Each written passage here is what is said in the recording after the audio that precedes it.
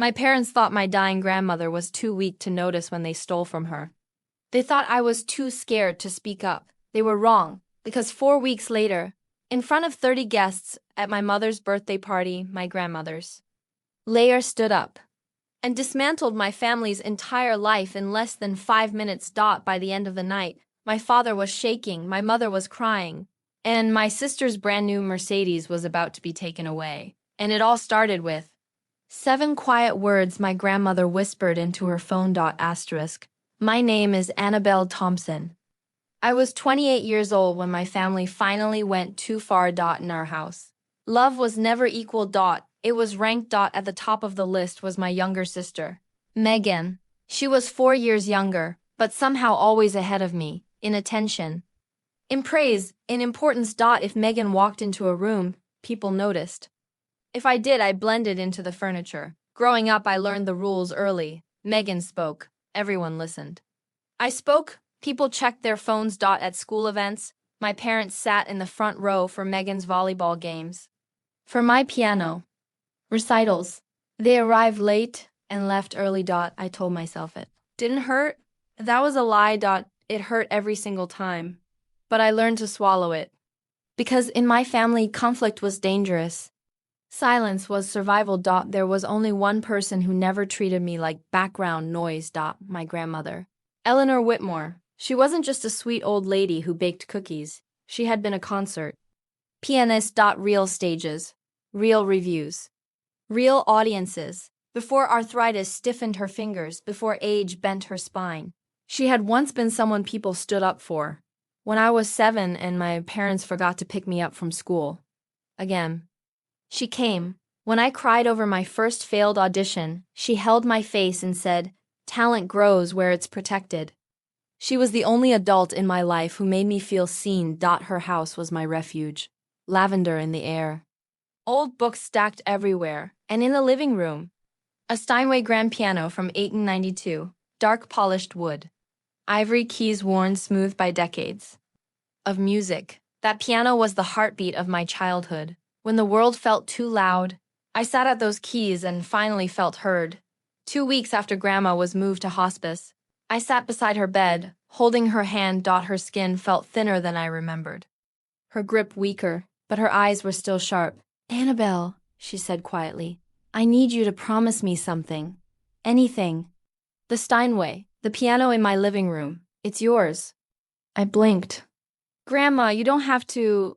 She squeezed my hand with surprising strength. "I already told your parents.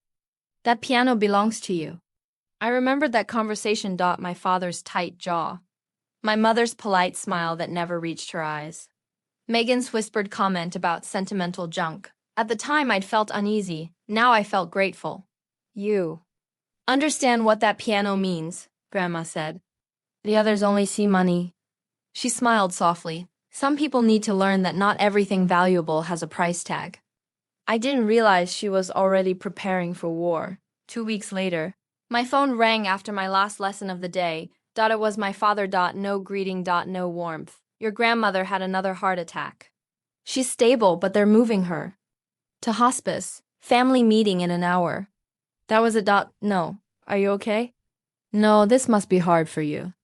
"Just logistics." I drove straight to the hospital. When I arrived, my parents and Megan were already huddled together in the waiting room. My father stood with his arms crossed like a general. My mother clutched her designer purse. Megan scrolled on her phone. My father looked at me. "Good. You're here. We need to divide responsibilities." "Not how are you holding up?" "Not I'm sorry. Just assignments. Someone needs to visit her daily. Your mother and I have the business." "Megan's busy with Daniel's family." Daniel Harrison, son of my father's biggest business partner. Then my father looked at me like he was assigning chores. "Annabelle, you'll handle the visits. Your schedule is flexible. Teachers don't work overtime, right?" I wanted to argue. Instead, I said quietly, "Of course. I want to be with her anyway." And just like that, I was dismissed. As I walked down the hall, I heard my mother whisper to Megan, "At least she's useful for something." I didn't turn around. I'd heard versions of that my whole life. I Visited grandma every evening. We talked about music. About her career. About my students. Sometimes she dozed off mid-sentence. Sometimes she was sharper than ever. She never complained. One night, she said, "Your parents assume I don't notice things anymore." She smiled faintly. "That's a mistake." I didn't understand then. I would soon. 2 weeks later, she asked me to bring old photos from her house. I still had a key. It was raining when I arrived. The house felt wrong. Too quiet. I walked into the living room and stopped cold. The piano was gone. Not moved. Gone. Only a pale rectangle in the carpet where it had stood for 30 years. Like a scar. My heart started racing. My hands went numb. I called my mother. "Where's grandma's piano?" "Your father handled it. Adult matters. Don't worry about it." "How did he handle it?" "Annabelle, stop being dramatic." She hung up. My chest felt tight. I already knew. I just didn't want to believe it. I drove to my parents' house. My father opened the door holding a glass of scotch. "The piano," I said. "What did you do?" He didn't hesitate. Sold it. 95,000. Good price. The room tilted. "You sold it?" "Grandma said it was mine." "She's dying, Anna. She doesn't need a piano." Then Megan appeared, jingling keys. "New car." It hit me all at once. "You bought her a Mercedes." "With grandma's piano." My father shrugged. "She needs to impress the Harrisons." My mother joined him. "What would you even do with it?" "You teach children." The words were sharp. Megan needed that money for her future. Her future. Not mine. Not grandma's wishes. Just me again. "Does grandma know?" I asked. My mother stepped closer. "She's in hospice. She doesn't need upsetting news." Then her voice dropped. "If you tell her and something happens, that's on you." The words felt like a knife. They were trying to make me responsible for their betrayal that night. I finally saw them clearly, not as flawed parents, but as people who would sacrifice anyone to protect their image. I didn't sleep. I sat on my couch staring at a photo of grandma at her final concert. Her hands above those same keys. That piano wasn't just wood and wire. It was her life. And they sold it like a piece of furniture. For the first time in my life, staying quiet felt worse than speaking up. Grandma had always told me, truth hurts once. Lies hurt forever. If I stayed silent now, I wasn't protecting her. I was betraying her. By 3 a.m. I knew what I had to do. The next morning, I sat beside her bed. "Grandma, I need to tell you something." I told her everything. The sale. The car. The lies. I braced for tears. Instead, she sighed. "I know my son." Then she reached for her phone. Dialed one number. And said, "Harold, it's time. Prepare the documents." I stared at her. "Grandma, what are you doing?" She smiled faintly. "Protecting you." And in that moment, I understood. This wasn't over. It was just beginning. After my grandmother hung up the phone, the room felt different. The air itself felt heavier. Like something enormous had shifted beneath the surface and hadn't fully settled yet. I sat frozen beside her hospital bed, my mind racing. "Grandma, who is Harold?" She looked at me with that familiar, knowing smile. The one she used when I was a child and thought I'd discovered something clever that she'd known for years. "Harold Jennings," she said calmly. "He's been my attorney for 30 years. I blinked. "You have your own attorney?" Her eyes twinkled. "Annabelle, I have many things your father doesn't know about." For the first time since discovering the piano was gone, a strange feeling bloomed in my chest. Not anger. Not fear. Hope. Grandmother shifted slightly against her pillows. "Your father believes he understands everything about my finances. He always has." She gave a quiet, humorless laugh. "That assumption is his greatest weakness." My heart thudded. "What are you saying?" "I'm saying," she replied, choosing each word carefully, "that I prepared for the possibility that Richard might become exactly the man he turned into." A chill crept up my spine. "Prepared how?" She didn't answer directly. Instead, she reached for my hand. "Do you trust me, sweetheart?" "With my life." "Then come to your mother's birthday party on Sunday." I stared at her. "You want me to go after all this?" "Yes." "Why?" She squeezed my hand gently, because some lessons require witnesses. As I drove home that night, her words echoed in my head. She had prepared. That meant this wasn't a reaction. It was a plan. A 5-year-old plan. 5 years ago. I was 20-3. Still desperately trying to please my parents. Still believing if I tried harder, they'd finally choose me. All that time, my grandmother had been watching quietly. Studying. Waiting. While my parents believed she was fading. She was observing, and now something she had built was about to be unleashed. 2 days later, I sat in a law office that smelled of old leather and paper. Harold Jennings was nothing like I imagined. Late 60s, silver hair, calm eyes. A man who didn't raise his voice because he didn't need to. "Your grandmother speaks of you often," he said warmly. "She asked me to explain certain matters before Sunday." My hands were trembling. "What matters?" He folded his hands. "Let me ask you something first, Annabelle. Do you know who owns your parents' house?" "My parents," I answered automatically. "Grandma gave it to them after Grandpa died." Harold's expression didn't change. "Is that what they told you?" "Yes." He nodded slowly. "That's not what happened." He opened a drawer and slid a document across the desk. "This is the property deed." I leaned forward. And froze. "Owner Eleanor Whitmore. My grandmother. No transfer. No amendment. No change. They've been living there for 10 years. I whispered. Correct, Harold said. Rent-free, tax-free at Eleanor's discretion. My pulse pounded in my ears. They thought they owned it. Harold gave a thin smile. They assumed. Why would she let them believe that? Because she was hoping to be wrong.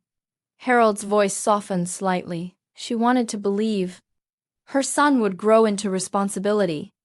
Instead, Richard Thompson grew into entitlement. She watched how they treated you, how they spoke about money, how they handled possessions, and when they sold the piano, that confirmed everything. "That's not all," Harold continued. He withdrew a thick folder. 5 years ago, Eleanor created a separate trust. A trust? Yes, independent of the will. My heart pounded. Why? In case her family did exactly what they've done. The words landed slowly. The room felt smaller. Harold slid another document forward. "May I ask? What do you think your grandmother intended to leave you?" I hesitated. "Maybe some money? Sentimental items?" He met my eyes. "She left you everything that mattered." My breath caught. The house. Her accounts, all protected assets. And the beneficiary? He paused deliberately. "You, Annabelle Rose Thompson." My vision blurred. I don't understand." Harold nodded. "That's because you were never meant to know until it was necessary." "She didn't do this out of spite," Harold said. "She did it out of protection. For years, she watched you diminish yourself for peace. She watched them dismiss you. She wanted to ensure that after she's gone, you will never again depend on their approval to survive." Tears spilled down my face. All my life, I believed I was invisible. I had been seen more clearly than I ever knew. "And the piano?" I asked. "That sale violated the trust." My heart skipped. They didn't just betray her. They broke the law. "The birthday party is ideal," Harold said. "They've invited business partners, family, friends. Witnesses. Public accountability. They chose the stage themselves." I thought of my father boasting in that living room. He had no idea he was standing on borrowed ground. That night, I lay awake. My parents were planning a celebration. Smiling. Laughing. Aware. They were about to lose everything they believed defined them. For the first time in my life, I wasn't afraid. I was ready. Grandma called me. Her voice was weaker. "Are you ready for tomorrow?" "I think so." She paused. "This is not revenge. It is correction." "I know. And Annabelle? Yes? No matter what happens, remember, you were never the villain." Sunday arrived cold and bright. Cars lined the street, a banner across the porch. "Happy 60th birthday, Diane." The house they believed proved their success. The house that was never theirs. I sat in my car, heart pounding. This was the calm before impact. Inside. Laughter filled the rooms. The piano corner was empty. A plant stood there. Like a weak apology. My father clinked his glass. And now a special surprise. Outside, the Mercedes gleamed, purchased thanks to Eleanor's generosity. He rewrote history in real time, and this time, he had an audience. I spotted Harold across the room, briefcase. Beside him, he gave me a slight nod. My heart thundered. This was it. They were about to learn the cost of arrogance. My aunt stepped forward. Richard, did you ask Eleanor before selling that piano? The room stilled. My father smiled thinly.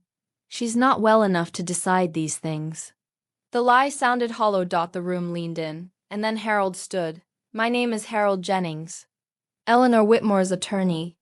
Silence slammed into the room. My father went pale. Harold walked to the empty piano corner, positioning himself where truth would echo loudest. Harold lifted another page. The Steinway piano was part of the trust. My heart pounded. The sale was unauthorized. My father laughed hollowly. So what? So the $95,000 must be returned to the trust within 30 days. The words hit like a car crash. My mother whispered, "We don't have that kind of cash." Harold gestured calmly toward the window. Then the Mercedes must be liquidated.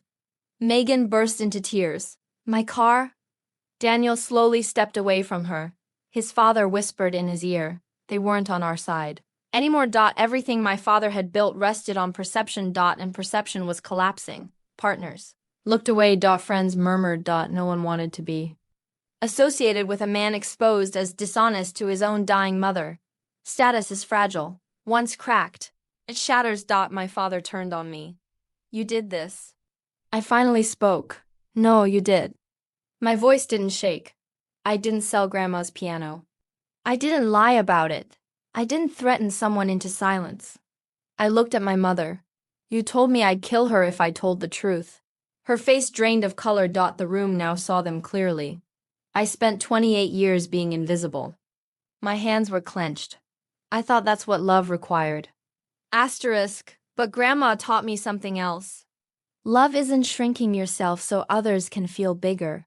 The room was frozen. For the first time in my life, I was not small. You may remain here temporarily under formal lease. In the house they bragged about. In front of everyone. They'd impressed. My father looked physically ill. The perfect image he curated for decades collapsed in under 10 minutes. Guests left awkwardly. Business cards went unexchanged. Whispers followed my parents through their own house. The birthday cake sat untouched. A celebration turned into a public reckoning. Harold offered me eviction. I refused. I won't become them. Justice didn't need cruelty. That was the difference between us. My phone rang. Grandma. Double quotes. How do you feel? She asked softly. Terrified, relieved. That's what courage feels like. Her voice faded. But you are free now. She didn't scream. She didn't curse. She out-hot them for 5 years. While they underestimated her. That was the real revenge. The week after the birthday party felt unreal, like my family had been exposed under a harsh white light. And now everyone was squinting, pretending they hadn't seen, but they had. In the social world my parents lived in. Reputation was oxygen. And theirs had been punctured in public. Phone calls stopped coming. Lunch. Invitations disappeared. Business partners suddenly became too busy. Not because of me, but because trust, once broken, stains everything it touches. My father had built his life on appearing successful. And now people were asking a terrifying question. If he could deceive his own dying mother, what would he do to them? 3 days later, Mr. Harrison formally withdrew from their joint venture. A deal worth over $200,000. Gone. When my father demanded an explanation, the response was cold. Richard, I can't partner with someone whose ethics are now unclear. Unclear. A polite word for untrustworthy. The empire my father spent 20 years building collapsed in a week. Not because of revenge, because of truth. Megan had to return the Mercedes. The dealership offered $80,000. 15,000 Australian dollars loss. She screamed at the salesman until her voice broke. It didn't matter. Reality doesn't negotiate. The car that was supposed to elevate her status became the symbol of its destruction. 3 days after that, Daniel ended things by text message. My Family thinks it's best if we take some time apart. Translation. They didn't want Thompson drama. Megan went from golden child to inconvenient liability overnight. For the first time in her life, privilege failed her. I didn't celebrate. I didn't call. I simply lived. For once, I didn't orbit their chaos. I finally had gravity of my own. 3 weeks later, hospice called at 6 a.m. She's asking for you. I drove too fast. My heart pounded the whole way. Grandma was small in the bed. Fragile. Still sharp. I need to say something I should have said years ago. I'm sorry I didn't protect you sooner. A tear slipped down her cheek. I squeezed her hand. You gave me everything that mattered. She smiled. Then I did something right. I'm so proud of you, Annabelle. Her eyes closed. She never opened them again. She died with my hand in hers. Peacefully.